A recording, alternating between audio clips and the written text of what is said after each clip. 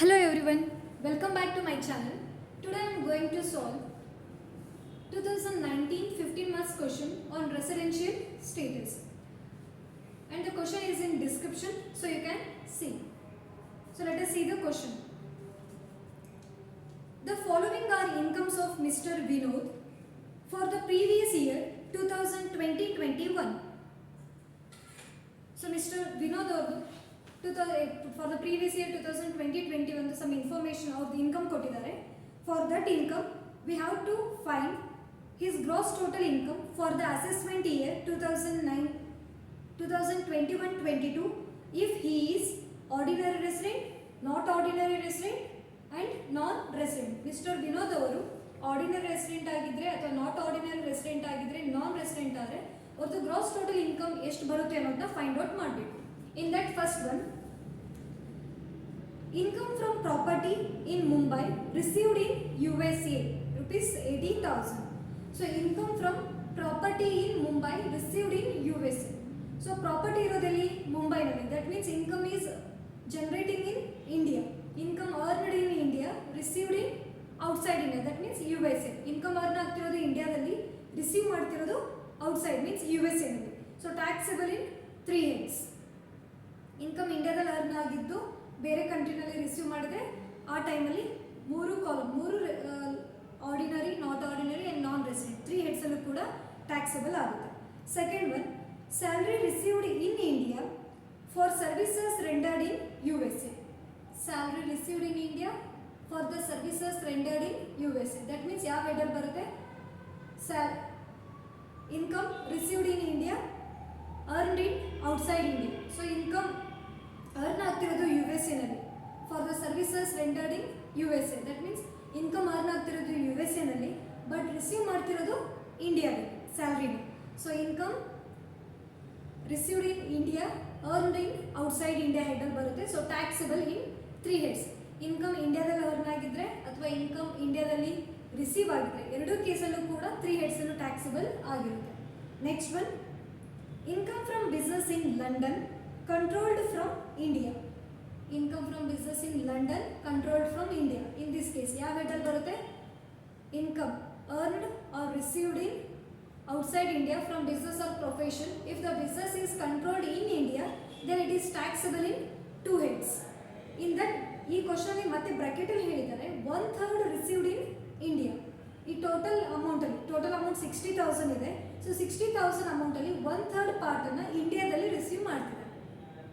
So total 1/3 ಅಂತ ಇದೆ. So total 3 parts ಇದೆ. ಈ 3 ಪಾರ್ಟ್ಸಲ್ಲಿ 1 ಪಾರ್ಟನ್ನು ಇಂಡಿಯಾದಲ್ಲಿ ರಿಸೀವ್ ಮಾಡ್ತಿದ್ದಾರೆ.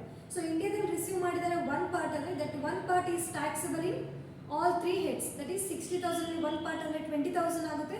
So that 20,000 is taxable in 3 heads because ಆ 1 ಪಾರ್ಟನ್ನು ಇಂಡಿಯಾದಲ್ಲಿ ರಿಸೀವ್ ಮಾಡಿದ್ದಾರೆ. ಸೊ ಹಾಗಾಗಿ that is taxable in 3 heads. Then 3 parts total 60,000 ಅಲ್ಲಿ 1 ಪಾರ್ಟ್ 20,000 ಇಂಡಿಯಾದಲ್ಲಿ ರಿಸೀವ್ ಮಾಡಿದ್ದಾರೆ ಅಂದರೆ ಇನ್ನು ರಿಮೈನಿಂಗ್ 2 ಪಾರ್ಟ್ಸ್ ಅಂದರೆ 40,000 ಆಗುತ್ತೆ. ಆ ರಿಮೈನಿಂಗ್ 40,000ನ ಎಲ್ಲಿ ರಿಸೀವ್ ಮಾಡಿದ್ದಾರೆ? ಲಂಡನ್ನಲ್ಲೇ ರಿಸೀವ್ ಮಾಡಿದ್ದಾರೆ. Income from business in London, that business is controlled from India. So remaining 40,000 is taxable in 2 heads for ordinary and not ordinary resident. Non ರೆಸಿಡೆಂಟ್ಗೆ ನಿಲ್ ಅಂತ ತೋರಿಸ್ತೀವಿ. Okay, so next, income from interest on post office saving bank account. So income from interest on post office saving bank account. So ಇದಕ್ಕೆ ನೋಡಿ, income from post office saving bank account. So post ಆಫೀಸಲ್ಲಿ ನಿಮ್ಗೆ saving bank account ಇದ್ದಾಗ ಅದು individual ಆಗಿದ್ದರೆ up to 3,500 ತನಕ exemption ಸಿಗುತ್ತೆ. Then joint account ಇದ್ದರೆ 7,000 ತನಕ ನಮಗೆ ಪರ್ ಆ್ಯನಮ್ಗೆ ಎಕ್ಸಂಪ್ಷನ್ ಸಿಗುತ್ತೆ ಅಂಡರ್ ಸೆಕ್ಷನ್ 10 ಸಬ್ ಸೆಕ್ಷನ್ 15. ಸೊ ಇಲ್ಲಿ ಇಂಡಿವಿಜುವಲ್ ಜಾಯಿಂಟ್ ಅಕೌಂಟ್ ಅಂತ ಮೆನ್ಷನ್ ಮಾಡಿಲ್ಲ. But mister Vinod is A individual. So ಹಾಗಾಗಿ ಅವ್ರದ್ದೇ ಅಕೌಂಟ್ ಅಂತ ಅರ್ಥ. So post office saving bank ಅಕೌಂಟ್ಗೆ ಅಪ್ ಟು 3,500 ತನಕ ಎಕ್ಸಂಪ್ಷನ್ ಇದೆ. ಈ ಕ್ವಶನಲ್ಲಿ 5,000 ಕೊಟ್ಟಿದ್ದಾರೆ. ಸೊ 5,000ಅಲ್ಲಿ 3,500 ತನಕ ಎಕ್ಸಂಪ್ಷನ್ ಸಿಗುತ್ತೆ. Remaining 1,500 is taxable in 3 heads.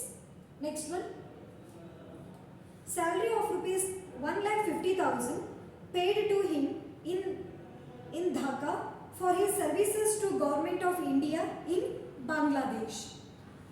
So ಈ ಪಾಯಿಂಟ್ ಅಲ್ಲಿ ಏನು ಹೇಳ್ತಿದ್ದಾರೆ? ಸೊ ಮಿಸ್ಟರ್ ವಿನೋದ್ಗೆ 1,500 ಸ್ಯಾಲ್ರಿ ರಿಸೀವ್ ಮಾಡ್ತಿದ್ದಾರೆ. ಎಲ್ಲಿ ರಿಸೀವ್ ಮಾಡ್ತಿದ್ದಾರೆ? ಢಾಕಾದಲ್ಲಿ. ಸೊ ಢಾಕಾದಲ್ಲಿ ತಾವು 1,50,000 ಸ್ಯಾಲ್ರಿನ ಮಿಸ್ಟರ್ ವಿನೋದ್ ಅವರು ರಿಸೀವ್ ಮಾಡ್ತಿದ್ದಾರೆ. So for his services to government of India in Bangladesh. So government of ಇಂಡಿಯಾದಿಂದ 1,50,000 ಸ್ಯಾಲ್ರಿನ ಮಿಸ್ಟರ್ ವಿನೋದ್ ಅವರು ರಿಸೀವ್ ಮಾಡ್ತಿದ್ದಾರೆ ಢಾಕಾದಲ್ಲಿ. ಸೊ ಏನಕ್ಕೆ ರಿಸೀವ್ ಮಾಡ್ತಿದ್ದಾರೆ ಅನ್ನೋರು ಬಾಂಗ್ಲಾದೇಶದಲ್ಲಿ ಸರ್ವಿಸನ್ನು ರೆಂಡರ್ ಮಾಡ್ತಿದ್ದಾರೆ. ಓಕೆ, ಬಾಂಗ್ಲಾದೇಶದಲ್ಲಿ. ಸೊ ಮಿಸ್ಟರ್ ವಿನೋದ್ ಅವರು ಬಾಂಗ್ಲಾದೇಶದಲ್ಲಿ ಇವಾಗ ವರ್ಕ್ ಮಾಡ್ತಿದ್ದಾರೆ ಅಂತ ಅಂದರೆ for the government of India. So Indian government purpose ಅವರಲ್ಲಿ ವರ್ಕ್ ಮಾಡ್ತಿದ್ದಾರೆ. ಅದಕ್ಕೆ ಅವರು ಢಾಕಾದಲ್ಲಿ ಸ್ಯಾಲ್ರಿನ ರಿಸೀವ್ ಮಾಡ್ತಿದ್ದಾರೆ. ಬಟ್ ಎಲ್ಲಿ ಇನ್ಕಮ್ ಜನರೇಟ್ ಆಗ್ತಿದೆ? Indian government. ಅವ್ರಿಗೆ ಪೇ ಮಾಡ್ತಿರೋದು ಯಾರು? Indian government. Means income earn ಆಗ್ತಿರೋದು ಇಂಡಿಯಾದಲ್ಲಿ. Income earning in India. So that's why it is taxable in all three heads. Next one. Business profit earned in the past but remitted to India in the previous year is 20,000. So past untaxed profit brought into India. It is exempt from tax. Already ಹೇಳಿದೆ. So ಯಾವುದೇ past tax incomeಗಳನ್ನ ಇಂಡಿಯಾಗೆ previous year ಅಲ್ಲಿ ತಂದಿದ್ರೆ so then it is exempt from tax. So ಇದು ತುಂಬ ಒಂದು exemption list ಇದೆ. ನಾನು already ಅದನ್ನು ಟ್ಯಾಕ್ಸ್ ಲಯಬಿಲಿಟಿ ಟೇಬಲ್ ವಿಡಿಯೋ ಮಾಡಿದ್ದೀನಿ, ಅದರಲ್ಲಿ ನೋಡ್ತೀನಿ ಎಲ್ಲ ಎಕ್ಸಂಪ್ಷನ್ ಯಾವ್ಯಾವುದು ಎಕ್ಸಂಪ್ಟೆಡ್ ಇನ್ಕಮ್ಸ್ ಇದೆ ಅಂತ ಅದರಲ್ಲಿ ಇದೆ. So next one, interest in respect of securities in a French company received outside India. So interest receive ಮಾಡ್ತಿದ್ದಾರೆ on securities in French company, that means outside India. Received outside India, ಅದು income earn ಮಾಡ್ತಿರೋದು outside ಇಂಡಿಯಾದಲ್ಲಿ, receive ಮಾಡ್ತಿರೋದು ಕೂಡ outside India. It is other than business or profession. So ಯಾವ header ಬರುತ್ತೆ? Any income received or earned in received other than India, other than business or profession. Okay, outside India, sorry, any income received or earned other than business or profession outside India, ಆ header ಬರುತ್ತೆ. So it is taxable in single head, that is ordinary resident head. Then not ordinary and non ರೆಸಿಡೆಂಟ್ಗೆ nil ಅಂತ ತೋರಿಸ್ಬೇಕು. Next one, income accrued in India but received in Sri Lanka. So income accrued in India means income earned in India, income generate ಆಗ್ತಿರೋದು ಅಥವಾ earn ಆಗ್ತಿರೋದು ಇಂಡಿಯಾದಲ್ಲಿ, ಅದನ್ನು receive ಮಾಡ್ತಿರೋದು ಶ್ರೀಲಂಕಾದಲ್ಲಿ. ಸೊ ಈ ಕೇಸಲ್ಲಿ it is taxable in 3 heads. Earn ಆಗ್ತಿರೋದಲ್ಲಿ ಇಂಡಿಯಾದಲ್ಲಿ, so taxable in 3 heads. Next one, dividend received in London from Indian company. Dividend receive ಮಾಡ್ತಿರೋದು ಲಂಡನ್ನಲ್ಲಿ ಫ್ರಮ್ ಇಂಡಿಯನ್ ಕಂಪನಿ, ಅಂದರೆ ಜನರೇಟ್ ಆಗ್ತಿರೋದು ಇನ್ಕಮ್ ಅರ್ನ್ ಆಗ್ತಿರೋದು ಇಂಡಿಯಾದಲ್ಲಿ. Dividend received in London, receive ಮಾಡ್ತಿರೋದು ಲಂಡನ್ನಲ್ಲಿ from Indian company. So Indian ಕಂಪನಿಯಿಂದ ನೀವು ಡಿವಿಡೆಂಡನ್ನ ರಿಸೀವ್ ಮಾಡಿದರೆ ಪ್ರೀವಿಯಸ್ ಅಂದರೆ ಓಲ್ಡ್ ಟ್ಯಾಕ್ಸ್ ರೂಲ್ಸ್ ಪ್ರಕಾರ ಇಟ್ ಈಸ್ ಫುಲ್ಲಿ ಎಕ್ಸಮ್ಟ್ ಅಂತ ಟ್ರೀಟ್ ಮಾಡ್ತಾ ಇದ್ವಿ.